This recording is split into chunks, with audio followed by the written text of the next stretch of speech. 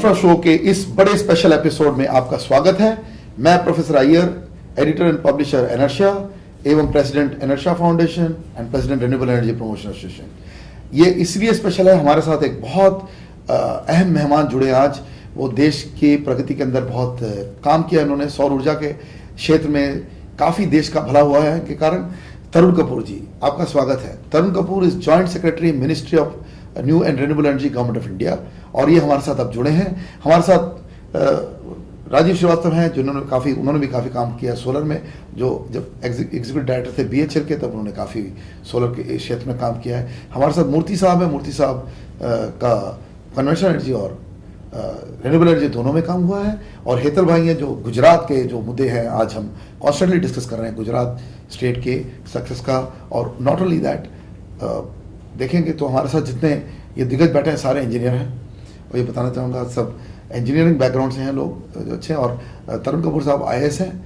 Welcome Tarun Kapoor साहब to this show on renewable energy, this particular episode, जिसमें आपसे solar की भी काफ़ी बातें करेंगे। लेकिन पहले हम ये आपसे समझना चाहेंगे कि जो ये रिन्यूएबल पोर्टफोलियो है इस वक्त तकरीबन 2 फिगर्स हैं हमारे पास। 240 गीगावाट की फिगर है। सेंट्रल स्टैटिस्टिक ऑर्गेनाइजेशन की जो फिगर है वो कहती है 240 गीगावाट पहुंच चुके हैं। मिनिस्ट्री ऑफ पावर की जो हमने डाटा देखा वो 228।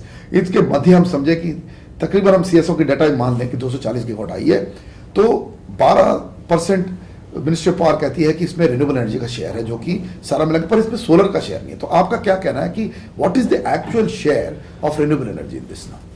In terms of installed capacity अभी लगभग 13% है। हाँ जी, रिन्यूएबल एनर्जी का। रिन्यूएबल एनर्जी में हम लार्ज हाइड्रो शामिल नहीं कर रहे, राइट। तो और यदि हम एनर्जी की टर्म्स में लें तो लगभग 6% है। अच्छा, जो पावर जनरेशन के एंगल से हम देखें। हाँ, क्योंकि इसमें इंस्टॉल कैपेसिटी ना देखें और पावर जनरेटेड देखें। हाँ जी, क्योंकि जो रिन्यूएबल है सोलर और विंड पर्टिकुलरली, इनमें PLF कम होता है, 20% के करीब होता है। राइट। तो जो एक्चुअल जनरेशन है वो थोड़ी कम होती है। सो एनर्जी के टर्म्स में 6% लगभग है। सो सर, ये दर्शक देख रहे हैं जो आम आदमी के समझने के लिए कि लोग बोलेंगे कि 17% आपने इंस्टॉल कैपेसिटी दिखाई पर 6% आया, पर इसको हम कैसे क्लियर करें एक आम आदमी को कि इसमें रिन्यूएबल का क्या बेनिफिट है? देखिए, कार्बन फ्री एनर्जी है, वो तो हम लोग सब जान रहे हैं। तो how do we explain to a common man who is watching this show, the infra show, कि इसमें बेनिफिट है, हमको उसमें पैसे डालने चाहिए, देश को उस पर काम करना चाहिए। इसको तो आप अच्छी तरह समझा सकते हैं इसको। हमको ये देखना है कि हमारे देश में क्या सस्टेन कर सकता है, बिल्कुल। क्या ऐसा सोर्स है जिससे हम लॉन्ग टर्म अपने देश को एनर्जी प्रोवाइड कर सकते हैं। तो जहां तक फॉसिल फ्यूल्स की बात है, पेट्रोलियम हम जानते हैं कि हमारे देश में है नहीं, बिल्कुल इंपोर्ट करते हैं। हमारा इंपोर्ट बिल पेट्रोलियम की वजह से ही हमारे बैलेंस ऑफ पेमेंट सब खराब हुई है। हाँ जी।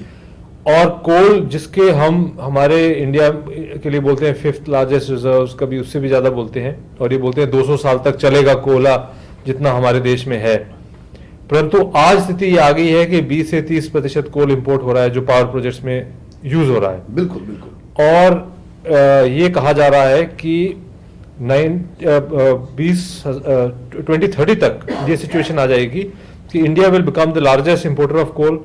और यदि यही ट्रेंड रहा तो एक टाइम 2050 तक ये सिचुएशन आ जाएगी कि बाकी कोई कंट्री नजदीक ही नहीं होगा, इतने ज्यादा इंपोर्ट्स कोल के इंडिया को चाहिए होंगे। हाँ, लेकिन इसका पैसा कहां से आएगा? सो क्या ये हम सस्टेन कर पाएंगे? क्या इसके लिए फॉरेन एक्सचेंज हम दे पाएंगे? और ये तो एक एस्पेक्ट हो गया। हाँ जी। अब दूसरा एस्पेक्ट है क्लाइमेट का, बिल्कुल, पोल्यूशन का। तो क्या ये देश, जिसकी इतनी पॉपुलेशन है, इतने ज्यादा एमिशंस यदि इस देश में होंगे, कोल बर्निंग हम करेंगे, इससे जो आज कर रहे हैं उससे डबल कर देंगे, ट्रिपल कर देंगे, 4 गुना कर देंगे, तो पोल्यूशन लेवल्स क्या होंगे? और दूसरी ओर हम देखते हैं रिन्यूएबल। अब रिन्यूएबल का हाल ये है कि इंडिया में जो पोटेंशियल है वो इतना अधिक है। यदि आप एक ही सोर्स ले लें, सोलर ले लें, तो केवल 2-3 स्टेट्स में इतना पोटेंशियल है कि आप 5-6 लाख मेगावाट जनरेट कर सकते हैं, पूरे इंडिया की रिक्वायरमेंट पूरी कर सकते हैं। तो थोड़ा सर आप बताएंगे ये कौन से स्टेट हैं, क्योंकि ये भी हमको दर्शकों को बताना चाहिए कि जिसके पास ज्यादा, जैसे हर स्टेट के पास वेरियस स्रोत हैं ऊर्जा के, जैसे अरुणाचल में इतना हाइड्रो पड़ा हुआ है। तो इसी तरह से आपसे हम समझना चाहेंगे कि ये कौन से स्टेट हैं जो ज्यादा पोटेंशियल वाले हैं, क्योंकि ये ABC एनालिसिस तो होगी इसमें।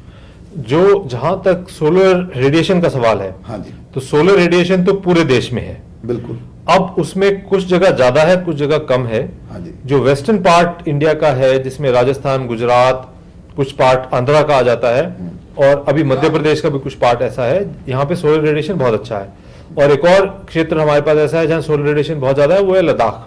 Because of the table top land, because of various reasons, और हिमाचल का कुछ स्पीति का एरिया है, राइट। सो ये सारे एरियाज हैं जहाँ रेडिएशन बहुत ज्यादा है और सनी डेज अधिक हैं, राइट। यानी कि कम से कम 300 दिन या 320 दिन साल में ऐसे रहते हैं, 330 दिन ऐसे रहते हैं जबकि सोलर रेडिएशन पर्याप्त रहती है जनरेशन के लिए।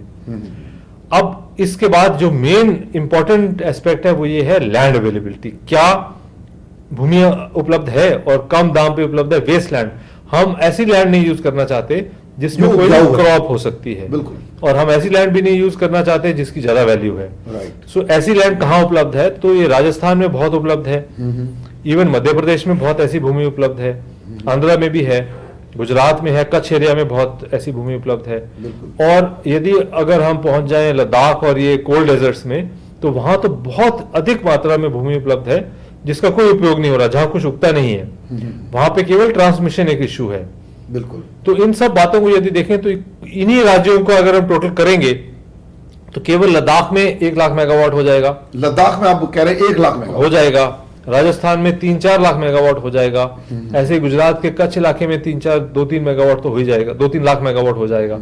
तो इस प्रकार ये कुछ क्षेत्र ऐसे हैं जहां पे बहुत हम अधिक मात्रा में सोलर विद्युत का उत्पादन कर सकते हैं। वैसे विंड की बात है, सो विंड का पोटेंशियल जो हमने ऑफिशियली असेस किया है, पहले हम 49,000 मेगावाट्स बोलते थे, अब तो काफी, फिर अब हम 1 लाख बोलने लग गए, ऑफिशियल फिगर है।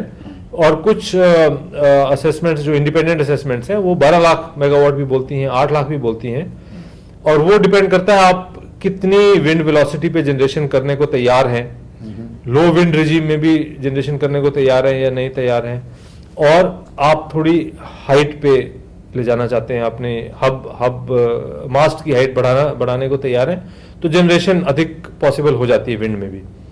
सो केवल ये विंड और सोलर ले लें तो हमारा पोटेंशियल अपार हो जाता है, जितना हमको चाहिए उससे अधिक हो जाता है। और अगर सोलर में हम रूफटॉप भी कवर करते हैं, हाँ, ये बड़ा इंपॉर्टेंट सवाल है कि सर आप रूफटॉप देखिए, लैंड बैंक की आपने इशू बताई, तो जिन स्टेट में लैंड लॉक्ड है, जैसे महाराष्ट्र है या कोई स्टेट है जहां पर लैंड की काफी बहुत बड़ी इशू, वेस्ट बंगाल है, हाँ, तो यहां पर रूफटॉप को क्यों नहीं हम बहुत तूल दे? हाँ, रूफटॉप की अब हम प्रमोशन अब कर रहे हैं, उस सेक्टर को अब हम टैप कर रहे हैं, और रूफटॉप का अगर हम पोटेंशियल की बात करें तो वो पोटेंशियल भी लाखों में पहुंच जाता है। नहीं, इसमें मैं मिनिस्टर से कहना चाहूंगा सर, ये रूफटॉप की पॉलिसी, ये बड़ी विडंबना है कि मैं कोई अच्छी पॉलिसी देख नहीं रहा हूं, कोई पूर्ण रूप से कोई क्लैरिटी नहीं है इसके अंदर। इसमें क्योंकि जो ज्यादा इशू है वो केवल हमारी पॉलिसी, मिनिस्ट्री की पॉलिसी का नहीं है, ज्यादा रेगुलेटरी इश्यूज हैं, और स्टेट रेगुलेटर्स को इसमें ऑर्डर्स इशू करने हैं, और लगभग काफी सारे रेगुलेटर्स ने ऑर्डर ऑलरेडी इशू कर दिए। अच्छा, फोरम ऑफ रेगुलेटर कितने स्टेट ने सर, आपके हिसाब से, आपके नजर में कितने स्टेट, अब हमारे 30 स्टेट हो गए, उल्टा एक और आ गया है, तो ये उनको छोड़ दीजिए, नया स्टेट आया, जो एग्जिस्टिंग स्टेट है उसमें कितने स्टेट ने, ये रेगुलेटर्स ने मतलब they have come up with a solar rooftop policy, clear policy which can be commercialised? See, regulators are not coming up with policies. All we need is a regulation from them which allows grid connectivity at low voltages, distributed generation की connectivity grid के साथ allow करें। Right, grid integration of this distributed. हाँ, integration भी खैर बाद में आएगी, वो तो तब आएगी जब पावर ग्रिड में जाने लगेगी। कनेक्टिविटी, आज तो केवल कनेक्टिविटी की बात है, ताकि सरप्लस पावर ग्रिड में फ्लो कर सके। राइट, उसमें ये डिफाइन करना होता है कि किस वोल्टेज पे कितना बड़ा पावर प्लांट किस वोल्टेज पे कनेक्ट करना अलाउ किया जाएगा। दूसरी बात ये आ जाती है कि जो पावर ग्रिड में जाएगी उसको क्या नेट मीटरिंग होगी या उसका फीड इन टैरिफ होगा, उसका किस दाम पे, किस अमाउंट पे उसको क्रेडिट मिलेगा, ताकि जो पावर डालता है उसको कैसे बेनिफिट मिलेगा। और फिर तीसरा इशू आ जाता है कि जो मीटर्स हैं, टू वे मीटर्स, वो अलाउ किए जाएंगे या नहीं किए जाएंगे। राइट, सो इन इश्यूज को काफी रेगुलेटर्स, 5-6 रेगुलेटर्स ने तो क्लियर ऑर्डर कर दिए हैं। हाँ, मतलब आपका कहना मोटा मोटी 5-6 स्टेट तैयार हो चुके, हाँ, 5-6 स्टेट तैयार हो चुके, तो मतलब शुरुआत हो चुकी है। हाँ, अब उसको ऑर्डर को इंप्लीमेंट करने में डिस्ट्रीब्यूशन कंपनीज को अपनी तरफ से कुछ क्लैरिटी लानी है। हाँ जी, वो प्रोसेस अब चल रहा है, समझ गया। और साथ में मिनिस्ट्री ऑफ पावर सीए के माध्यम से कुछ रेगुलेशंस या रूल्स आप कह लीजिए वो आने हैं, उसमें से एक डिस्ट्रीब्यूटेड जनरेशन का तो आ गया, अब मीटरिंग का आना है, वो अभी जल्दी आ जाएगा। और हमारी तरफ से, हमारी मिनिस्ट्री की तरफ से तो हम 30% सब्सिडी देते हैं जो भी सोलर की इंस्टॉलेशन लगती है। उसमें हमने एक अमेंडमेंट कर दी थी जिसमें हमने जो ग्रिड को कनेक्ट होते हैं उसको भी ये सब्सिडी जारी रहेगी, केवल ऑफ ग्रिड को नहीं मिलेगी। ये अमेंडमेंट हम कर चुके, सो 30% सब्सिडी हमारी तरफ से अवेलेबल है, हमारी स्कीम में अमेंडमेट हो गई। बिल्कुल सर। इसमें थोड़ा सा आपको मैं रोकना चाहूंगा। इसमें एक क्रिटिसिज्म आई है सर, हमने रिसर्च करी है कि स्टेट की जो नोडल एजेंसी है वो इन्हीं सब्सिडीज को, वो सब्सिडी पहुंचती नहीं है आदमी के पास, या पैसे पहुंचते नहीं है, वो इस तरह के कंप्लेंट आ रहे हैं। हाँ, वो कंप्लेंट कुछ जगह होंगे क्योंकि गवर्नमेंट प्रोसेस में कई बार थोड़ा समय ज्यादा लग जाता है। हाँ। और कई अब क्योंकि डिमांड भी अधिक हो रही है, ये टेक ऑफ कर रही हैं ये स्कीम्स, तो कई बार बजट की कमी भी रहती है, तो उस वजह से भी डिले हो जाती है। परंतु उसको हम सॉर्ट आउट करेंगे उसको, ताकि मतलब ये आप एश्योरेंस देना चाह रहे हैं यहाँ पर कि ये लंबे तौर पे ये नहीं रहेगा। हाँ। लंबे तौर पे सॉल्व हो जाएगा। हाँ, सॉल्व हो जाएगा। और इसमें आप लोग इसमें मुहिम ले रहे हैं और लीडरशिप ले रहे हैं। हाँ। इसके अंदर और धीरे धीरे सब्सिडी की आवश्यकता भी नहीं रहेगी। हाँ बिल्कुल, क्योंकि आज प्राइसिंग में आ गई। हाँ, टैरिफ ऐसा हो गया है कि सोलर यदि आप लगाते हैं तो सोलर का पूरा सिस्टम इंस्टॉल करके लगभग 80 रुपए या 90 रुपए वॉट पड़ता है बिना बैटरी के। हाँ जी। बैटरी वाला सिस्टम थोड़ा महंगा होता है और वो वन टाइम इन्वेस्टमेंट है और वो 25 साल चलता है। सो यदि कोई लोन लेके भी लगा रहा है तो उसको वो कॉस्ट ऑफ जनरेशन जो है वो 8-9 रुपए किलोवाट आवर पड़ती है। Right. यदि हमारी सब्सिडी उसमें डाल दें तो वो रिड्यूस होके 6 रुपए 6.5 रुपए पे आ जाती है। और कमर्शियल टैरिफ्स तो आजकल ज्यादा स्टेट्स में इससे ज्यादा हैं ही नहीं। अभी डोमेस्टिक टैरिफ महाराष्ट्र में हमने खुद निकाला है, 7 रुपए 31 पैसे है सब हाउस में, वो भी Maharashtra state electricity distribution company ने। हाँ। इसलिए 20% रिडक्शन किया। हाँ। क्योंकि वो सारा पकड़ा गया अभी। हाँ। हम लोगों ने लिखा है नर्शा ने, तो ये आप बिल्कुल सही कह रहे हैं कि वहां ही टैरिफ ज्यादा है, सोलर से ज्यादा है। हाँ। तो सीधा सीधा सोलर लगाने की बात आ गई है। हाँ, तो सोलर लगाना फिर फायदेमंद है। हाँ जी, भले ही वो 6-7 घंटे आपको बिजली दे। हाँ, बिना बैटरी बैकअप। 6-7 घंटे बिना बैटरी बैकअप के देगा। हाँ। लेकिन जो फिर ये ग्रिड इंटरफेस वाला सिस्टम है, तो उसमें अगर आपकी जनरेशन दिन को ज्यादा है तो आप ग्रिड में डाल देंगे, शाम को आपको ग्रिड से मिल जाएगी। बिल्कुल, आप बैंकिंग कर रहे हैं। बैंकिंग कर रहे हैं बिल्कुल। सो वो अरेंजमेंट जो है, उस अरेंजमेंट में यदि मान लीजिए एक हाउस होल्ड है, हाँ जी, वो अपने घर में 3 किलोवाट लगा लेता है, 3 किलोवाट का सिस्टम लगा लेता है। हाँ जी। और 1 किलोवाट जो है वो लगभग 5 यूनिट एक दिन में जनरेट करता है। तो 3 किलोवाट लगा दिया तो 15 यूनिट रोज की वो जनरेट करेगा। और 30 दिन लगा लीजिए तो वो ऑटोमेटिकली कितने हो गए, 30 इंटू 15, सो 30 इंटू 15 हो गए 450। बिल्कुल, 450 यूनिट यूनिट विद्युत की जनरेशन कर देगा वो एक महीने में। सो उसका लगभग एक एवरेज हाउस होल्ड की कंजम्पशन पावर की इतनी ही होती है। सो लगभग उसका बिल जो है सेल्फ सफिशिएंट तो हो जाएगा। लगभग उसका जो बिल है वो बिल्कुल माइनर्स में आ जाएगा। या और कुछ ना हो तो कम से कम जो अपर स्लैब है जहां पे टैरिफ बढ़ जाता है, हाँ जी, हाँ जी, वो तो नॉक ऑफ हो जाएगा। हाँ बिल्कुल। सो वो उस कैटेगरी में चला जाएगा जहां मिनिमम कंजम्पशन जाते हैं। हाँ, तो इस पे मैं अभी आप ही की बात लेके एक मैं श्रीवास्तव साहब को, क्योंकि बैंकिंग इश्यूज के ऊपर इन्वॉल्व है, कि जो तरुण कपूर साहब ने इतना क्लैरिटी से बताया कि मिनिस्ट्री काम करी, तो हम तो बोलेंगे कि यही एक मंत्रालय है जो हम तो बड़ा ओपनली फ्रैंकली बात कर रहे हैं इसके ऊपर कि हम मिनिस्ट्री ऑफ पावर से बिल्कुल खुश नहीं है, जो इस प्रोग्राम को हम पूरी तरह से चला, लेकिन हम बड़े खुश हैं कि एमएनआरई में जो काम हुआ है, we are very happy with what they have done. तो मैं ये पूछना चाहता हूं, क्या हम किसी प्रकार से ये जो लोन है, क्योंकि हम ये एफआईटी ये बैसाखी को दे रहे हैं लोगों को, सर ये थोड़ा सा इनको पूछना चाहूंगा, ये बैसाखी की क्या जरूरत है? डायरेक्ट टैरिफ जो रिडक्शन हो रहा है, इसमें आप लो इंटरेस्ट लोन्स क्यों नहीं कर रहे हैं इस देश में? हम 6-7% पे हम लोन क्यों नहीं दे रहे हैं? क्योंकि आपने तो सभी बैंकर्स के साथ डील किया हुआ इस मुद्दे पर। एवरेज बैंक का जो कॉस्ट आता है of money which is about 6.5%, तो अगर उनका आप एक स्प्रेड लगाइए तो it will be over and above 6.5%, 8-9%, 10%। पर ये है ना कि रिजर्व बैंक के वो डिक्लेयर्ड रेट्स हैं। आप जो कन्वेंशनल पावर को आप दे रहे हैं, वो आप वर्किंग कैपिटल से लेकर हर चीज आप 14-15% पे आज मिल रहा है एवरेज, ठीक है। किसी को 12-13 मिल रहा है, लेकिन एवरेज 14-15% पे आपको मिल रहा है। तो why not promoting renewable energy? आप कुछ ऐसा प्लान लाइए जिससे कि ultimately through the RBI process we say okay for 5 years और there is a moratorium, let's say 7 years हम ये करेंगे, हम दूसरी पैसा क्यों दे रहे हैं? हम क्यों नहीं डायरेक्टली उसको बेनिफिट देते? हम डायरेक्ट बेनिफिट की बात कर रहे हैं, encourage the entrepreneur to go towards this green energy. हम ये टैरिफ रिलेटेड क्यों हम उसको मूव कर रहे हैं जो वेस्टर्न कंट्रीज ने मूव किया? बहुत बड़ा फेलियर है। एक टैरिफ रिलेटेड का एक फायदा ये होता है that whenever you go for a tariff as compared with other kind of subsidies, उससे एक इंसेंटिव मिलता है कि आप अपने प्लांट को running and up and about रखते हैं। तो टैरिफ की अपनी एक अहमियत है। और दूसरा आप जो कह रहे हैं कि इसको एक प्रायोरिटी सेक्टर लेंडिंग का स्टेटस मिलना चाहिए। बिल्कुल, देखिए पावर आपकी जो कंपेटिटिव प्राइसिंग पे ली जाए, ठीक है, जो आपका आ रहा है बेस्ट, उस मतलब सोलर की कैटेगरी में compete करे कि लोएस्ट बिड, जो रिवर्स बिडिंग में भी अभी प्राइसेस आई हैं। लेकिन जब फंडिंग की जाए, चाहे मैन्युफैक्चरिंग की फंडिंग करे, चाहे उसकी वर्किंग कैपिटल की फंडिंग करे, चाहे प्रोजेक्ट की फंडिंग करे, तो उसका आप समानांतर एक पॉलिसी क्यों नहीं ला सकता देश? इसमें कौन सी विडंबना है? मेरे को तो कोई नहीं विडंबना लग रही। चलो इसी बात पे हम एक छोटा सा ब्रेक लेंगे इस वक्त और जारी रहेगी ये डिस्कशन हमारे अहम गेस्ट के साथ सोलर के ऊपर और रिन्यूएबल एनर्जी के ऊपर, क्योंकि ये बड़ा अहम सवाल है देश के लिए कि हम जिसको गैर पारंपरिक ऊर्जा बोलते हैं वही पारंपरिक ऊर्जा, ये अक्षय ऊर्जा, ये देश को बचा सकती है, सस्टेनेबिलिटी ला सकती है, जैसा कपूर साहब ने कहा। मैं आपके साथ प्रोफेसर अय्यर इस ब्रेक के बाद हाजिर होऊंगा। These are the top 10 smartest cities in the world according to the wonderful site coexist.com. Number 10, Barcelona. The city is a pioneer in smart city and low carbon solutions. Number 9 is Hong Kong. It's been a leader in the use and adoption of smart cards, which are already used by millions of residents for services like public transit, library access, building access, shopping, and car parks.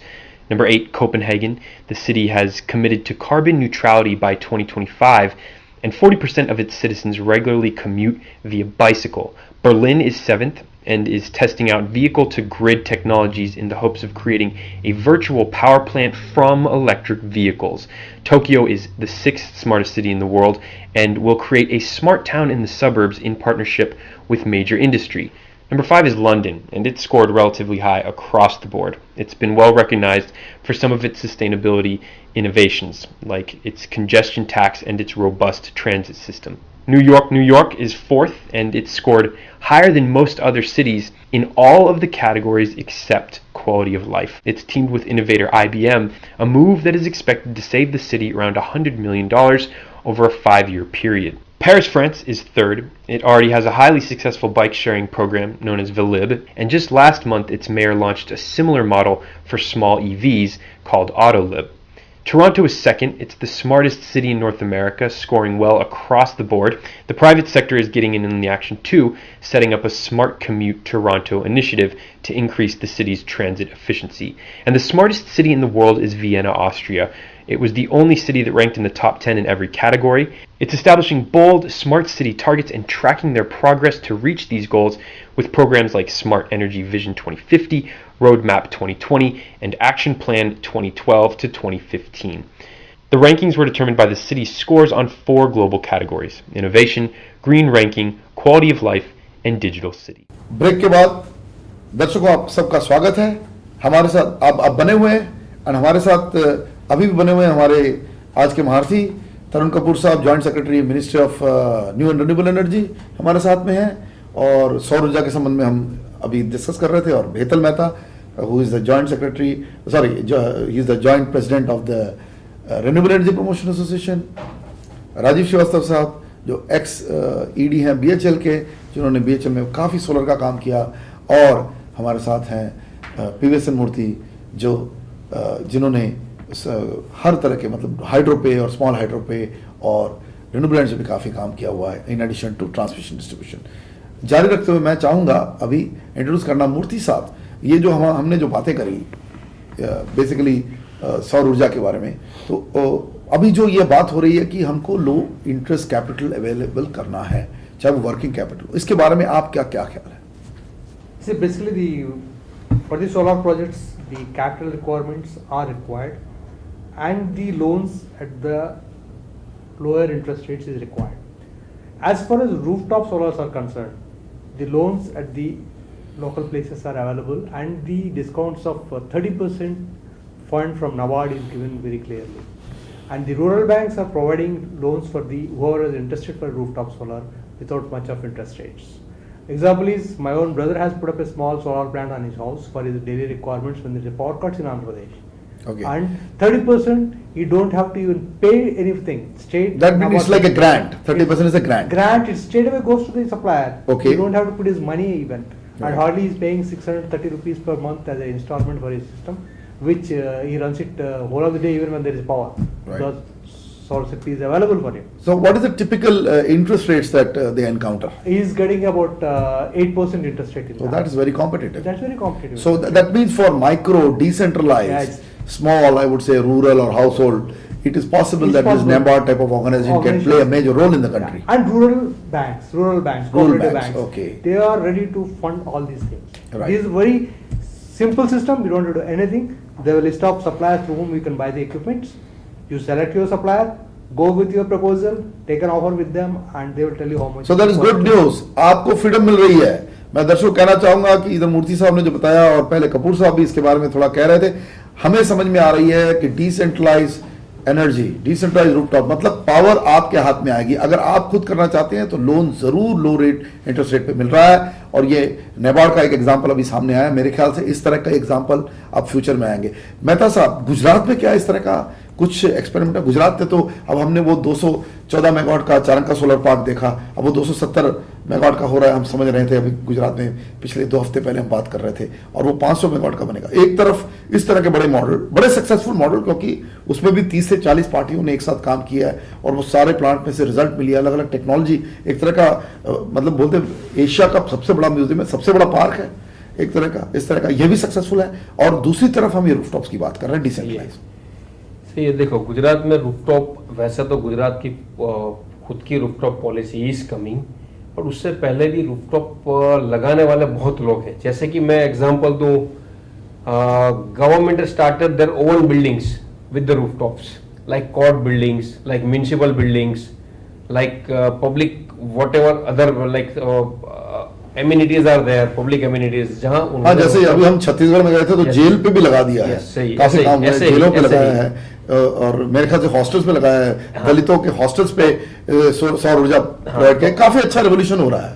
अभी मान लो जो policy common man के लिए नहीं आई है अभी rooftop की, लेकिन गवर्नमेंट की ओर से वो काम चालू है. लेकिन फिर भी लोग अपने आप भी ये इंटरेस्ट लेके कर रहे हैं. जैसे फॉर एग्जांपल मैं अगर दूं तो मेरे घर पे मैंने 2005 से लगाया हुआ है सोलर रूफटॉप. ये बड़ी इंटरेस्टिंग बात है, जब सोलर चालू नहीं होता तब आपने तब लगाया है. बिल्कुल. तो उसका पेबैक तो कोई बात नहीं है. अभी आप एक लोन की और ये सब भी जो बात कर रहे हैं, तो उसमें क्या होता है, बैंक तो दे नहीं रही है, वो फैक्ट है ये कंट्री में. बिल्कुल बिल्कुल. और मिनिस्ट्री और सब्सिडी दे रही है. तो क्या ऐसा कुछ हो सकता है कि उसमें इंटरेस्ट सब्सिडी दिया जाए, तो उसको लगाने वाले को इंटरेस्ट सब्सिडी मिल जाए इंस्टेड ऑफ कैपिटल सब्सिडी? मैं ये सवाल कन्वर्ट करके मैं चाहूंगा कि तरुण कपूर साहब इसके बारे में बताएं. सर, ये जो बात हो रही है, ये बेसिकली ऐसा समझ में आ रहा है कि सौर ऊर्जा के लिए सभी इंटरेस्टेड हैं, इवन इंडिविजुअल्स इंटरेस्टेड हैं, और शायद ये बहुत बड़ा रेवोल्यूशन होगा देश में. आपने बताया कैपेसिटी बहुत है, लार्ज वाली भी कैपेसिटी है. एक तरह से कम अगर हम बैटरी बैकअप छोड़ दें, कम से कम देश 7 से 8 घंटे के लिए ऊर्जा सुरक्षा के अंदर पहुंच जाएगा. अब एनर्जी सिक्योरिटी की हम बड़ी बड़ी बातें कर रहे हैं, सौर ऊर्जा शायद इस देश को पहली बार ऊर्जा सुरक्षा देगा. ये छोटा पर्सन है, चाहे वो गांव का है चाहे शहर का है, इसको हेल्प करने के लिए कैसे मंत्रालय सोच रहा है? इसमें कोई सोच आई है क्या? जो भी व्यक्ति ये सौर ऊर्जा का कोई भी अप्लायंस यूज़ करना चाहता है, रूरल एरिया में हो या अर्बन एरिया में हो, तो हमारी मिनिस्ट्री की तरफ से उसके लिए सहायता उपलब्ध है. हाँ जी. अब बैंक के माध्यम से यदि कोई लेना चाहता है तो हमारी एक स्कीम है जिसमें हमने सब्सिडी का पैसा जो है वो नाबार्ड के पास रख दिया है. हाँ जी. और वो नाबार्ड जो है वो आरआरबीएस के माध्यम से वो लोन प्लस सब्सिडी उपलब्ध करवाता है. सो हमारे पास आने की आवश्यकता नहीं है. उनके पास पैकेज ही है, बंडल ही है. हाँ, बंडल पैकेज है. हाँ जी. जिसमें कोई यदि वहां जाएगा तो उसमें सब्सिडी भी ज्यादा है, और जगह 30 है, इसमें 40% है. अच्छा. स्मॉल सिस्टम लाइट्स में 250 वॉट्स तक. हाँ. तो वो यानी कि छोटा सिस्टम, यानी कि 2 लाइटें 3 लाइटें 4 लाइटें, उस टाइप का जो सिस्टम लगाएगा उसमें 40% सब्सिडी है. पहले हमने ये स्कीम रखी थी कि जिसमें हमने इंटरेस्ट सब्सिडी की थी, ताकि लोन ही कम इंटरेस्ट पे मिल जाए, बिल्कुल। परंतु वो एडमिनिस्टर करने में काफ़ी दिक्कत आ रही थी, क्योंकि उसमें फिर बैंक्स को कैलकुलेट करने में और हमारे से क्लेम करने में प्रॉब्लम आती है। तो ये जो हमारी स्कीम है, ये भी एक किस्म से जो बेनिफिशियरी है उसको वैसे ही पड़ जाती है, क्योंकि उसने यदि मान लीजिए किसी ने एक लोन लिया 20,000 रुपये का या 50,000 रुपये का, तो जो उसकी हर महीने जो उसको किस्त चुकानी है, वो सब्सिडी उससे काट के अमाउंट जो बनता है वो ही उसको चुकाना है। बिल्कुल। सो वो एक इम्पैक्ट उसके ऊपर वैसा ही है जैसे कि कम इंटरेस्ट पे उसने लोन लिया हो। हाँ। इम्पैक्ट उस व्यक्ति के लिए वैसे ही बन जाता है, लेकिन बैंक्स के लिए एडमिनिस्टर करने के लिए ये कैपिटल सब्सिडी वाला मॉडल बेटर है, क्योंकि उसमें उनको एक सब्सिडी अकाउंट देखना है और एक अपना लोन अकाउंट चलाना है जो वो अपने नॉर्मल अकाउंट को चलाते हैं। सो उनको मैनेज करना ईजी पड़ रहा है। ये जो स्कीम है, ये हमारी स्कीम लगभग 1.5-2 वर्ष पहले शुरू हुई थी, लेकिन उसको टेक ऑफ करने में थोड़ा समय लगा। अब ये टेक ऑफ कर गई। अब ये यूपी में, आंध्रा में, कुछ क्षेत्र बिहार के हैं वहाँ पर, और अभी JNK हम लोग गए थे, वहाँ भी चल पड़ी है। सो काफ़ी अच्छा इसका रिस्पॉन्स आ रहा है। अभी ये सेम चीज़ हम एक्सटेंड करने जा रहे हैं सोलर वाटर हीटर्स के लिए, और वो नेशनल हाउसिंग बैंक के माध्यम से। और यदि कोई हाउसिंग का लोन लेता है उनकी किसी स्कीम में, तो उसमें ये सोलर वाटर हीटर साथ में आएगा। उसमें लाइट like का a package, हाँ, वो साथ में आ पैकेज, जाएगा। हाँ, उसमें लाइट का प्रोविजन भी है और सब्सिडी इनबिल्ट होगी। तो इसका मतलब ये है कि जो व्यक्ति ले रहा है लोन, उसको कहीं दो जगह जाने की आवश्यकता नहीं। जो उसका हाउसिंग लोन है उसी में ही सोलर का जो कंपोनेंट है वो साथ में आ जाएगा, सब्सिडी भी बिल्ट इन आ जाएगी, और वो अपने घर में उसको बिल्कुल कम दाम पे लगा सकता है। अब इसी को हम जो कमर्शियल बैंक्स हैं उनके माध्यम से भी करना चाहते हैं, जिसके लिए हम एक तीसरी स्कीम कर रहे हैं, वो solar energy corporation of India करेगी, और उसके माध्यम से सब्सिडी और ये लोन का कॉम्बिनेशन जो है वो कमर्शियल बैंक्स के माध्यम से भी चलेगा। और हम ये देख रहे हैं कि कमर्शियल बैंक्स कितने इसमें आगे आते हैं। तो ये मतलब अर्ली डेज है, आपका कहना है कि एक्सपेरिमेंट चालू है, थिंकिंग चालू है। हाँ। एक तरह का वो समझा जा रहा है कि डिसेंट्रलाइज जो अपॉर्चुनिटी है डिस्ट्रीब्यूटेड पावर की सोलर में, वो बहुत बड़ी अपॉर्चुनिटी है। ये एक तरह के देश के लिए ही एक सौर ऊर्जा के अंदर एक रेवोल्यूशन पैदा कर सकती है। एक मैं आपसे एक और टिप्पणी चाहूंगा कि ये मैं कभी कन्विंस नहीं हुआ, जो हम तो काफी सारे प्रोग्राम में बात की आपसे भी, कि ये 20 गीगावाट का मॉडल हमें समझ में नहीं आया। सर 20 तो ये राजस्थान और ये कर लेंगे, तो हम 40, हम इसको डबलिंग की क्विकली बात क्यों नहीं कर रहे? मान तो सारे गए, अब हमारे जो सारे रिपोर्ट्स भी आप लोगों को सबमिट हुए हैं कि 40 रेपा की तरफ से रिपोर्ट सबमिट हुआ है, तो वो सब हमने सभी स्टेट्स को दिया है। हम तो कह रहे हैं कि 40 से 50 तो आराम से हो सकता है 2022 में। इतना भय क्यों पैदा हो रहा है इसको एम्ब्रेस करने में ऑफिशियली? ये जो सोलर मिशन है, सोलर मिशन जब लॉन्च हुआ था तो एक टारगेट 20,000 मेगावाट का दिया गया था। हाँ जी। अब 20,000 मेगावाट में, और ये क्योंकि 3 फेजेस में चलना है, सेकंड फेज में अभी हम आए हैं, सेकंड फेज में हमको इसको 10,000 मेगावाट पे लेके जाना है। तो अगर हम रिन्यूएबल परचेज ऑब्लिगेशन के हिसाब से चलें तो हमारे को 2022 तक 34,000 मेगावाट की आवश्यकता होगी, बिल्कुल, जो कि 20,000 से अधिक है। सो जाहिर है कि ये ऐसा लग रहा है कि ये 20,000 से ज्यादा जाएगा। अभी टारगेट हम रिवाइज करें या ना करें उसका कोई ज्यादा मतलब नहीं है। ज्यादा आवश्यक ये है कि सारे डिस्ट्रीब्यूशन कंपनीज, स्टेट गवर्नमेंट्स इसको समझें और इसको प्रमोट करें। और जो रूफटॉप प्रोग्राम है, जिसमें जर्मनी में जितना सोलर लगा है, 35,000 मेगावाट लगा है, उसमें 71% रूफटॉप्स पे है, छोटे सिस्टम्स हैं। बिल्कुल, यही बात, इसी बात पे हमारे यहाँ भी जब ये छोटे सिस्टम्स ज्यादा टेक ऑफ करेंगे तब कैपेसिटी तो शायद अपने आप ही कैपेसिटी आ जाएगी, जिसके लिए हमें कुछ ज्यादा पुश करने की आवश्यकता नहीं होगी। नहीं, लेकिन इसमें एक थोड़ा फर्क है सर। जर्मनी की बात हुई तो हमने स्टडी किया था ये मॉडल को, और हमारे भी जर्मन रिप्रेजेंटेटिव जो रेपा के बैठे हैं वहाँ, है ना, उन्होंने खुद अपने घर पे रूफटॉप लगाया। तो बेसिकली ये पता लगाया गया कि एज आपकी, जो अगर एज आप क्लोज टू 60 जा रहे हैं, तो सोशल सिक्योरिटी जो इंश्योरेंस है वो बंडल्ड है आपके रूफटॉप पॉलिसी के साथ। यहां पर कुछ इस तरह की इनोवेटिव सोच नहीं आ रही है। नहीं, जर्मनी में खैर उन्होंने जो शुरू करा, उन्होंने तो ये करा कि भी आप सोलर लगाएंगे तो आपकी इनकम बढ़ेगी।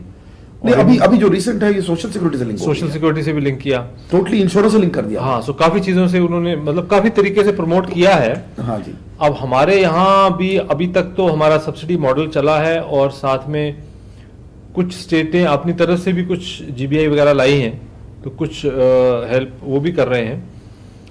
हमारे यहाँ थोड़ा सा अभी शायद इसको समझना और प्रोपोगेट करना ज़्यादा आवश्यक है।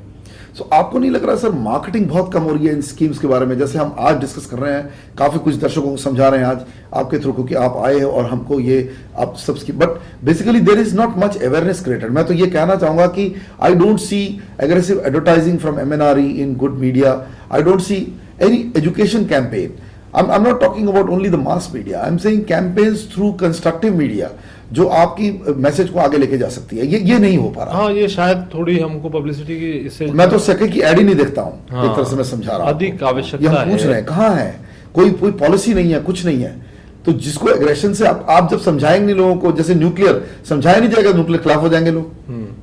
अब जर्मनी, हम सुन रहे हैं उल्टे सीधे न्यूज आ रहे हैं कि Germany is going out of solar, क्योंकि हमको पता क्यों जा रही है, क्योंकि ये सब्सिडी मॉडल लॉन्ग टर्म पे नहीं चलेगा, बैसाखी नहीं चलेगी, जो हमने डिस्कस किया। Germany is not going out of solar. Sir Germany FIT से बहुत पक गया है Germany, it's not able to. Germany का तो प्लान बड़ी क्लियर है। हाँ जी, उन्होंने पहले फीड इन टैरिफ दिया जो कि ग्रिड की पावर जिस रेट पे मिलती थी उससे ज्यादा था, बिल्कुल, ताकि सोलर लगाएं, ग्रिड में डालें, आपको कमाई पैसा होगी। मिलेगा, बिल्कुल 35 रुपए में फिर बिका है, उसने एकदम। धीरे धीरे उसको कम करा, हाँ जी, कम करके अब वो ले आए बराबरी पे। बिल्कुल, अब ये स्टेट सिचुएशन आ गई कि आप सोलर बनाएं, पावर प्रोड्यूस करें और खुद कंज्यूम करें या ग्रिड में डालें, बराबर है। एक तो से आप एक समान है। हाँ, खुद कंज्यूम करना ज्यादा पसंद करते हैं। बिल्कुल, अब वो कहते हैं कि इसको हम और कम ले जाएंगे और स्टोरेज भी घर में कोई करे, मतलब सोलर पावर भी सस्ती हो रही है हाँ जी, अपने आप ही। हाँ जी, तो अब वो स्टेज आ जाएगी कि कोई व्यक्ति सोलर पावर जनरेट करे, स्टोर करे और खुद यूज करे, तो वो ग्रिड से जो पावर लेता है उससे तभी उसको सस्ती पड़ेगी। ये उनकी एम है। ठीक है। सो वो रिसर्च कर रहे हैं ताकि एक प्राइस कम आए, और उसके बाद एक लेवल होती है हर कंट्री की, कितनी पावर कोई कंट्री एब्जॉर्ब कर सकता है। हाँ, अब मान लो जिस कंट्री की रिक्वायरमेंट ही 1 लाख मेगावाट है या 1.5 लाख मेगावाट है, सो कितनी एब्जॉर्ब करेगा। सो अभी वो 7,000 8,000 के मेगावाट के करीब हर साल ऐड कर रहे हैं, बिल्कुल, और वो रेट जो है अभी चल रहा है, अभी कम नहीं हुआ है। सो इसलिए उसके बाद वो टेपर ऑफ होगा, क्योंकि उसके बाद एब्जॉर्प्शन नहीं हो पाएगी। इसका ये मतलब नहीं है कि वो उसको रिड्यूस कर रहे हैं। हमारी कंट्री में क्योंकि पॉपुलेशन जर्मनी से बहुत ज़्यादा है, आज भी टोटल हमारी जनरेशन कैपेसिटी जो है इंस्टॉल्ड वो इन कंट्री से ज़्यादा है, क्योंकि हमारा कंट्री इतना बड़ा है। बिल्कुल, तो हमारे यहाँ पे हम कितनी सोलर एब्जॉर्ब कर पाएंगे, वो जो कैपेसिटी टू एब्जॉर्ब है वो बहुत ज़्यादा है, ह्यूज है। उस स्टेज पे हम पहुंचेंगे कई वर्षों के बाद। तो आपका कहना है कि this path to market for solar is an advantage to India, because ये बहुत लंबा है, हाँ, रेट्स काफी गिर गए हैं, हम सही टाइम पे आए हैं। हाँ, सोलर के अंदर हमारा टाइमिंग भी अच्छा है कि बड़े हायर रेट्स पे हमने नहीं खरीदे। FIT भी बड़े शॉर्ट टर्म के लिए चली कि वो ट्रिगर कर गई मार्केट को। तो आप ओवरऑल बोल रहे हैं कि सोलर में हमारा hopes, it's unlike the other renewables, काफी बढ़िया पोजीशन। बहुत, और सबसे अच्छी बात ये होती है कि ये गवर्नमेंट ड्रिवन नहीं रहेगा, ये पब्लिक ड्रिवन होगा। अब आगे जाके पब्लिक ड्रिवन हो जाएगा। बिल्कुल, बहुत क्योंकि बढ़िया बात मार्केट कही में आपने। जाए, आप सोलर लीजिए, आपको सस्ता लगता है और आपको एडवांटेज देता है, तो आप लीजिए, अपने रूफ पे लगाइए। You are not dependent on anyone, that's what we want ultimately. Right. एक इसमें मैं श्वासा साहब से एक बात पूछना चाहूंगा। अभी जैसे हम लोगों ने एक फाइंड आउट किया कि मुंबई के अंदर ही 3000 मेगावाट जो है वो रूफटॉप कैपेबिलिटी है, अर्बन रूफटॉप कैपेबिलिटी, लेकिन इसको इंटीग्रेट करने वाला कोई नहीं है। मतलब एस्कोस की कोई एग्जिस्टेंस नहीं है। मतलब इसमें भी आप ऐड कर सकते हैं पॉलिसी के बारे में। तो मैं देख रहा हूँ कि इस डायरेक्शन में जैसे डेवलपमेंट एजेंसी MMRDA हमारे यहाँ पर, अब यहाँ पर किस तरह की डेवलपमेंट, NCR में क्या है, NCR MMR एक ग्रेट एग्जाम्पल बन सकता है। NCR में भी 2500 मेगावाट है तकरीबन, और यहाँ पर लोग डीजल का पावर चला रहे हैं सब अपने। मैं तो देख रहा हूँ कि एक सीमेंस जैसी कंपनी अपनी बिल्डिंग गुड़गांव में उसमें डीजल से चला रही है। तो वो खुद जो पावर जनरेटिंग कंपनी है वो खुद डीजल कंज्यूम कर रही है, जो खुद दुनिया भर में रिन्यूएबल्स की बात कर रही है उसका ये हाल है। तो मतलब इस तरह की जो डायकोटोमी और जो विडंबनाएं हैं इसको कैसे रिमूव करेंगे हम, जबकि ये इतना कोई बड़ा रॉकेट साइंस नहीं है। ये रॉकेट साइंस भी नहीं है, और इसके अलावा आपके नोएडा में भी यही हाल है।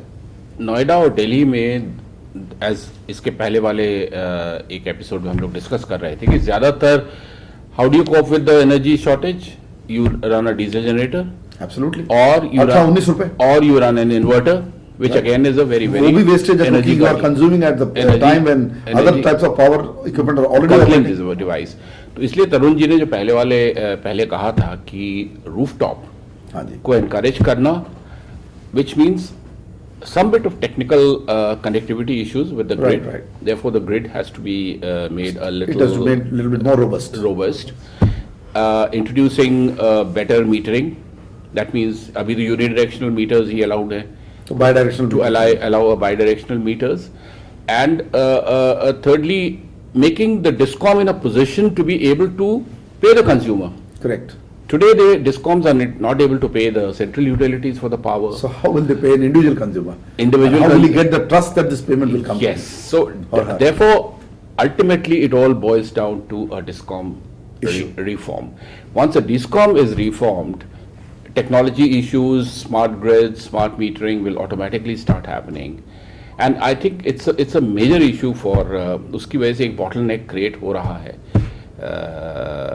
rooftop में. Maybe तरुण जी might कपूर साहब, एक पूछना इसी संदर्भ में कि जो आरईसी की पॉलिसी निकली थी, इनिशियली तो सारा गंग हुआ, लेकिन अचानक कुछ चौपट होता नजर आ रहा है कि the renewable certificates are now, it's like tapering off, because I see one of the problem in this is the reduction of the cost of the solar installations, because अगर कोई स्टॉक मार्केट या कोई चीज ऐसी ली जाए जिसका continuous stock price high हो तो वो तो अट्रैक्टिव होगा. यहाँ फॉलिंग प्राइस में कौन इस तरह की चीज को लेगा? आरईसी की जो स्कीम है उसको कुछ अभी चेंज करना आवश्यक है. हाँ जी. क्योंकि आरईसी का जो कॉन्सेप्ट है वो मेरे विचार में इंडिया में बहुत ज़्यादा चलने वाला नहीं है, क्योंकि उसमें जो रिन्यूएबल परचेज ऑब्लिगेशन है वो उसको पूरा करने के लिए पावर खरीद सकते हैं, जो पावर नहीं खरीदता उसको आरईसी खरीदना पड़ता है. Right. ये इसका बेसिक कॉन्सेप्ट है. अब जो डिस्ट्रीब्यूशन कंपनीज है उनके पास बहुत कम पैसे हैं, उनके पास फाइनेंशियल प्रॉब्लम है, और जब फाइनेंशियल प्रॉब्लम है और कम पैसे हैं तो वो पावर खरीदेंगे, खाली आरईसी खरीदने को तैयार नहीं है, बिल्कुल नहीं खरीद वो रहे. तो सस्ती बिजली खरीदना चाहेंगे जिससे कंज्यूमर को सर्व करें. सस्ती भी खरीदना चाहेंगे, और वो कहते हैं कि खाली अगर आरईसी ही है तो वो हम नहीं लेंगे, कि उससे पावर तो आई नहीं. बिल्कुल. इसका मतलब ये हो गया कि भी REC will be used only as a penal kind of a provision. अगर मान लो रेगुलेटर स्ट्रिक्ट है, बेसिकली तो परचेस ऑब्लिगेशन अगर उसने फुलफिल नहीं करी तो पेनल्टी आएगी. पेनल्टी आई तो उससे वो- बचने के लिए ही लेगा. उसको बचने के लिए आरईसी लेगा, और आरईसी महंगा है तो वो फिर क्या करेगा कि वो बोलेगा मैं पावर ही ले लेता वो हूँ ताकि ज्यादा मुझे बेहतर है. आरईसी ज्यादा ना लेना पड़े. बिल्कुल सही है. लेकिन वो भी तब होगा अगर रेगुलेटर उस पर सख्ती करेंगे. बिल्कुल. अभी सख्ती ज्यादा नहीं है. बट ये क्यों, ऐसा क्यों? रेगुलेटर को सख्ती करनी चाहिए. वो मौका तो अभी बहुत अच्छा है. शायद धीरे धीरे माहौल बनेगा. अभी हो रही है, एक दो केस ऐसे हो गए. हाँ जी. इसमें रेगुलेटर्स ने स्ट्रॉन्ग ऑर्डर्स पास करे हैं. एक जगह तो पर्सनल पेनल्टी भी लगाई है, किसी ऑफिसर के ऊपर पर्सनल पेनल्टी भी लगाई है. सो वो थोड़ा ट्रेंड वो आ रहा है. अब इसमें इंपॉर्टेंट चीज ये है कि जो आरईसी है, सोलर आरईसी पर्टिकुलरली, वो अभी उसका रेट बहुत ज्यादा है. वो इतना ज्यादा है कि सोलर पावर से भी उसका रेट ज्यादा है. सो उसमें शायद कुछ बदलाव की आवश्यकता है, और फिर ये भी देखने की आवश्यकता है कि आरईसी की मार्केट कितनी बड़ी हो सकती है, कितना हम एब्जॉर्ब कर सकते हैं. उससे ज़्यादा बड़ी मार्केट जो है वो सस्टेन करेगी नहीं. तो मेरा विचार तो ये है कि जो रिन्यूएबल परचेज ऑब्लिगेशन है वो 90% तो पावर खरीद के ही पूरा होगा, बिल्कुल. और लगभग 10% आप आरईसी के माध्यम से मान सकते हैं. उससे ज़्यादा आरईसी मार्केट एक्सपैंड होगी नहीं. तो क्या अभी वो फिर वही सवाल आ जाता है कि क्या अब हम पोर्टफोलियो ऑब्लिगेशन की बात करें, then all this kind of things, क्योंकि अब तो direct generator like for example NTPC में बड़ी अच्छी एक्सपेरिमेंट हुई थी कि वो 2% वाली बात जब हमने एनर्शा ने उठाई थी तो वो डीके जैन साहब के टाइम पे ये अंदर गया, और उसके बाद now 2% of their entire capacity. Basically ये बात हुई थी ऑक्सिलरी कंजम्पशन से कि थर्मल का ऑक्सिलरी कंजम्पशन 7% है, उतना तो वो सोलर ऑब्लिगेशन करें. हम तो बाकी रिन्यूएबल्स की बात नहीं कर रहे थे, बहुत बड़ा लैंड बैंक अवेलेबल है. इस तरह की चीज से कैपेसिटी एडिशन बहुत बड़ा होगा. उससे से आपका 10 से 15 या 20 गीगावाट भी हो सकता है. तो what I am overall trying to come to the point is कि हम ये जो हमारा टारगेट है 20 को, हम इतना घबराए बिना हम कहें कि पॉसिबिलिटी है. मंत्रालय की तरफ से आए कि चलो आप कमिट नहीं करना चाहते, लेकिन हम तो कह रहे हैं 20 बनाएंगे, लेकिन स्टेट्स और इस तरह की इनोवेटिव पॉलिसी में the potential is much larger. कम से कम ये तो रिकॉग्नाइज किया जाए. ऐसे मौके पे जब हम एक तरफ फेल हो रहे हैं, थर्मल तो हमारा बन ही नहीं रहा है, हाइड्रो हमारा कैपेसिटी चली गई है, तो ये एक statement of not hope but statement of potential तो हो. जो जनरेशन कंपनी है, जैसे कि एनटीपीसी ले लीजिए, सो एनटीपीसी के पास कुछ जगह लैंड भी है और ट्रांसमिशन इंफ्रास्ट्रक्चर है. तो सर already- बहुत लैंड है सर. already देखिए plant विंध्याचल लगा हुआ है. सुपर थर्मल में मैं गया, हाँ. बहुत लैंड पड़ी है. इतनी लैंड पड़ी है आप सोच नहीं सकते. इनके रामगुंडम, विंध्याचल, हम कोरबा हम सारा ले रहे थे, इतनी पड़ी है कि उसी में 20 गीगावाट बना देगा आपका. One NTPC itself will make 20 gigawatt. Load नहीं करना उसको, कंपिटिटिव मॉडल से लाइए, प्राइवेट सेक्टर को इन्वॉल्व करिए, कितने सारा का सारा ऑब्लिगेशन आपका वहीं तैयार हो जाएगा। सो उसमें हम हमारे सुझाव तो ये है कि केवल एक काम करना है, वो ये है कि जो भी ये लार्ज जनरेटिंग कंपनीज हैं इनको ये अलाउ करना है हाँ कि जी। जो आप रिन्यूएबल जनरेट करेंगे हाँ जी, वो आप अपने एग्जिस्टिंग थर्मल के साथ बंडल करके बिल्कुल सही है। और टैरिफ में पास थ्रू ये पॉसिबल है। आपका पावर ट्रेडिंग रेट तैयार है, पावर ट्रेडिंग कॉर्पोरेशन तैयार है बंडल करके पैकेज को बेचने में। हाँ, जब वो तैयार है, हम एक्सचेंज तैयार है आपका पावर लेने के लिए, लेकिन एक्सचेंज बंडल नहीं कर पाएगा, बंडल ट्रेडिंग कंपनी करेगी। और ट्रेड बंडल अगर करने के लिए एनटीपीसी को अलाउ कर दिया जाए हाँ, तो वही खुद करेंगे, वो ट्रेडर बन जाएगा, वो खुद कर लेंगे और उसके बाद फिर वो सिर्फ उसको टैरिफ में पास थ्रू देना है। उनके पास तो ट्रेडिंग कंपनी भी है ना, लाइसेंस भी है। सो ये संभव है। तो ये जो लार्ज जनरेशन कंपनीज हैं जिनके पास इन्वेस्ट करने के लिए पैसा भी है, लैंड भी है, बिल्कुल। वो इमीडिएटली लगा सकते और इससे ट्रिगर एक और काम होगा जो हम आपसे रिक्वेस्ट कर रहे हैं इस प्रोग्राम में। ट्रिगर ये होगा कि सारे मैन्युफैक्चरर जो आज मरे पड़े हैं एक तरह से चाइनीज ऑनस्लॉट में, थोड़ा बहुत आप लोगों ने उनको रिलीफ दिया बाय सेइंग कि भाई इंडिजिनस प्रोक्योरमेंट सोर्सिंग होगी, लेकिन एक लार्जर इशू देखिए कि new technologies, higher efficient technology adopt करने में एनटीपीसी जैसी कंपनी आएगी तब ये होगा, क्योंकि टेंडर कंडीशन टफ होते हैं उनके। वो 21% की जो एफिशिएंसी वाले पैनल है वो ऑलरेडी इंडिया में अवेलेबल है, लेकिन इनको कोई जगह नहीं मिल रही है, लो एफिशिएंसी वाले पैनल बिक रहे हैं। तो आई थिंक कहीं ना कहीं एमएनआरई और एनटीपीसी, मतलब ये मैं जो बात कह रहा हूं, तो ये कहीं ना कहीं मिसिंग एलिमेंट है sir. I think gradually change आएगा, ऐसा नहीं है कि नहीं होगा। और मैन्युफैक्चरिंग, जहाँ तक मैन्युफैक्चरिंग की बात है, तो हमारे यहाँ पे मैन्युफैक्चरिंग जो ज़्यादा प्रभावित हुई वो हुई है सेल मैन्युफैक्चरिंग की फैक्ट्री। हाँ बिल्कुल, चाइना से धड़ल्ले से इम्पोर्ट हुए हैं। मॉड्यूल मैन्युफैक्चरिंग इंडिया में है, लगभग 2000 मेगावाट की कैपेसिटी है हर साल की, और सेल मैन्युफैक्चरिंग की लगभग 900-950 मेगावाट है हर साल की। एक साल में मैन्युफैक्चरिंग हो सकती है। तो जो सेल मैन्युफैक्चरर्स हैं वो लगभग ऑलमोस्ट उनकी फैक्ट्रीज बंद पड़ी हैं, टोटली बंद पड़ी हैं सर। मॉड्यूल मैन्युफैक्चरर्स का काम चल रहा है, हाँ, थोड़ा कम है, लेकिन चल रहा है। हाँ जी, और वो एक्सपोर्ट भी कर रहे हैं। बिल्कुल, सेल मैन्युफैक्चरर्स भी पहले एक्सपोर्ट करते थे, लेकिन जब इंटरनेशनल प्राइस क्रैश हो गया तो वो एक्सपोर्ट नहीं कर पा रहे। तो हमने अब ये प्रोविजन करा है कि डोमेस्टिक सेल यूज करना होगा कुछ हमारी स्कीम में, मतलब नहीं सारी स्कीम्स में नहीं है, केवल हमने जो अपनी एक प्रोक्योरमेंट करी है उसमें 375 मेगावाट्स में मैंडेटरी है, बिकॉज जिसमें बेसिकली आपका एफआईटी इन्वॉल्व है। हाँ, जिसमें हम एक वीजीएफ दे रहे हैं, वायबिलिटी का फंड दे रहे हैं। हाँ जी। तो उससे अब ये फैक्ट्रीज यदि प्रोड्यूस करने लग जाती हैं और वापस मार्केट में आ जाती हैं, तो फिर हम कुछ और स्कीम्स भी ऐसी लाएंगे, उनके लिए कुछ मार्केट मिलेगी, और धीरे धीरे जब वो मार्केट में आएंगे तो शायद अपने आप उनको मार्केट में उनका प्रोडक्ट जो है वो बिकने लग जाएगा। इंटरनेशनल मार्केट में भी दो चीज़ें हुई हैं। एक चीज़ तो ये हुई है कि जब ये डॉलर वर्सेस रुपी कुछ चेंज आया है तो इंडियन प्रोडक्ट अपने आप ही थोड़ा सा कॉम्पिटिटिव हो गया। और दूसरे चेंज जो आया वो ये आया है कि चाइना में अपनी रिक्वायरमेंट अब काफ़ी ज़्यादा हो गई, तो वो प्रोग्राम काफी कैपेसिटी नहीं है कि वो बाहर भेज पाए, इसलिए इंडियन मैन्युफैक्चरर्स के लिए अब थोड़ी सी होप है, बेटर सिचुएशन है।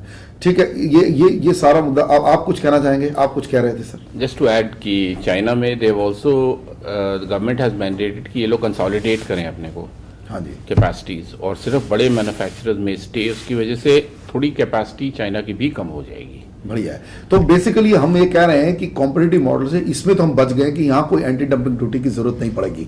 जिस तरह की हम थर्मल की बात कर रहे हैं, थर्मल का 70 गीगावाट इंपोर्ट हुआ, ये हम बाद में बात करेंगे। जो 4,20,000 करोड़ का देश का नुकसान हुआ उस पर हम थर्मल बात करें, लेकिन सोलर में आप कह रहे हैं कि इतना बड़ा कोई मुद्दा नहीं है, हम कम्पीट कर सकते हैं, हमारे मैन्युफैक्चरर्स कैपेबल हैं, और हमारा कोई टेक्नोलॉजिकल लैब भी कोई बड़ा नहीं है। तो अगर विल हो, अगर पॉलिसी डायमेंशन हो, और जैसे आपके मिनिस्ट्री ने बहुत अच्छा काम किया, in fact I would say that we would say rate this ministry as one of the finest perform ministry, and congratulations to you. इस प्रोग्राम में मैं चाहूंगा कि इसी तरह का काम होता रहे और हम सौर ऊर्जा शक्ति बने, सुपर पावर कहीं एक जगह कहीं और नहीं बन पाए, सोलर सुपर पावर तो हम बन पाए। और जो 50 गीगावाट की हम बात कर रहे हैं 2022 में, ये वाकई सत्य हो। आप लोगों का इस प्रोग्राम में आने के लिए धन्यवाद, और हम चाहेंगे कि हम इस तरह के डिस्कशन फिर कर पाएं और लोगों को, अपने व्यूअर को और समझा पाएं कि सौर ऊर्जा और इस तरह के रिन्यूएबल एनर्जी जो हैं, हमारे अक्षय ऊर्जा स्रोत हैं, वही देश का फ्यूचर है, वही सस्टेनेबिलिटी ला सकते हैं। धन्यवाद आप सबको। फिर मिलेंगे आपको एनफा शो में अगले एपिसोड में किसी और मुद्दे के साथ।